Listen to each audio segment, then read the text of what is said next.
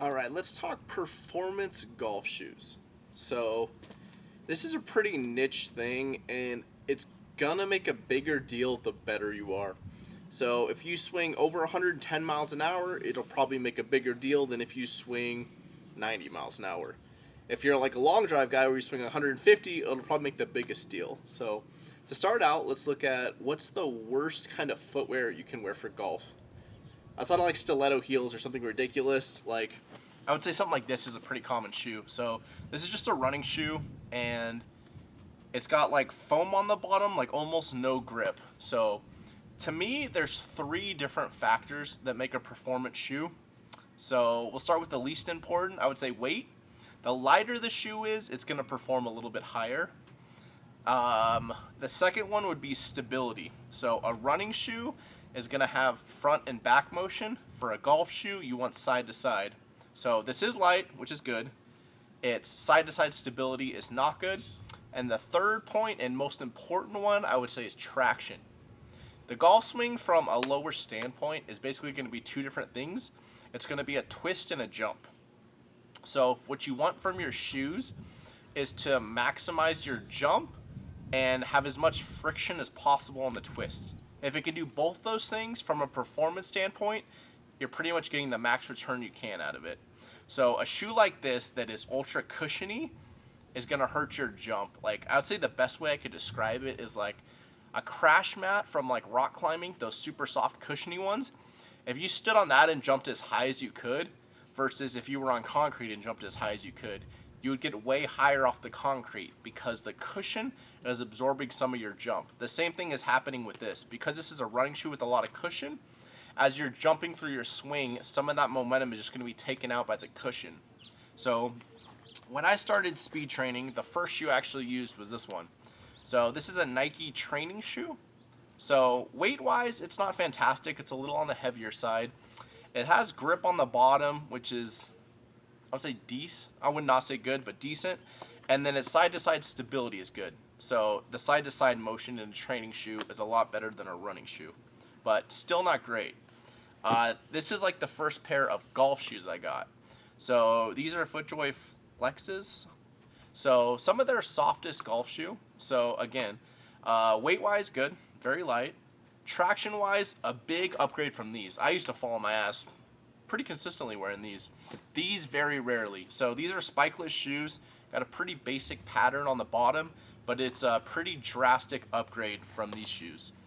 The issue with these ones, so there's no cleat, which I think a cleat when you get to a higher level is a pretty decent upgrade. I don't know if you can tell just by looking at these, but because I would put so much pressure into my shoes, these are all deformed. Like, they don't even sit flat on the ground. I don't know if you can see how high the toe is up here. But yeah, they're just warped from the pressure I put on these. So one step up from these, which I don't currently have, would just be either you go like something that has a cleat on it. So this would be a cleat, this like plastic piece, which makes the shoe very hard to bend. So with the cleat, the shoe's going to hold its shape and stability a lot better, so you're not losing energy in that like deforming of the shoe.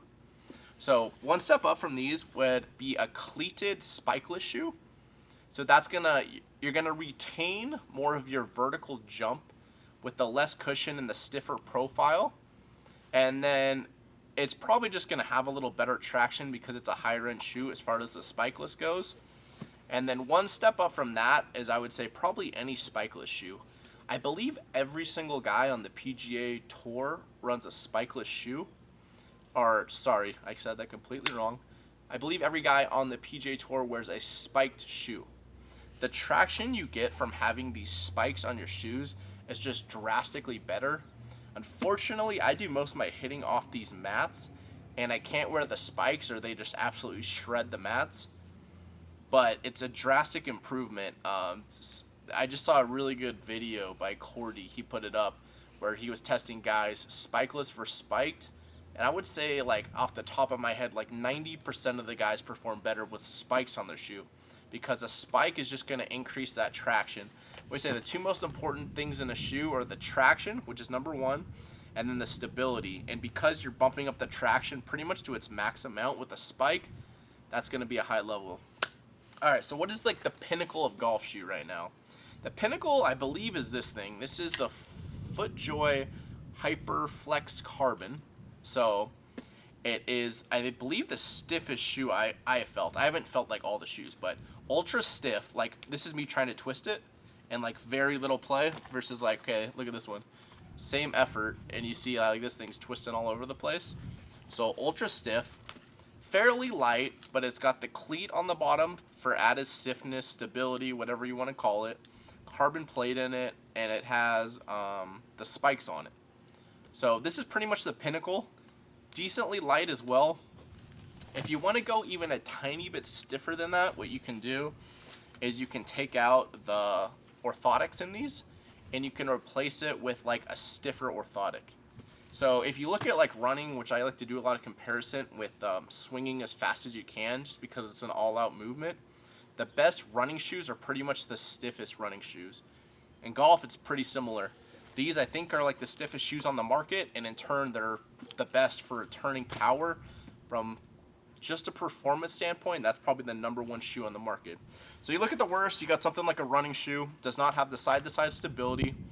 You're losing energy with a cushion. When you jump, you're losing energy, and then you're losing a ton of energy with not having traction. This would be one step up. Your side-to-side would be a lot better. Traction is decently better. Then you move up one more step. The traction is a lot better on just any kind of golf shoe, let alone a spikeless one. Big improvement. And then the biggest improvement is going to be going straight to a cleated golf shoe. That's a drastic improvement. And then having the cleat on the bottom. So that is going to get you as close as possible to having your vertical as high as possible, which you want, and then also the maximum traction and side-to-side stability for when you're twisting and turning through a shot.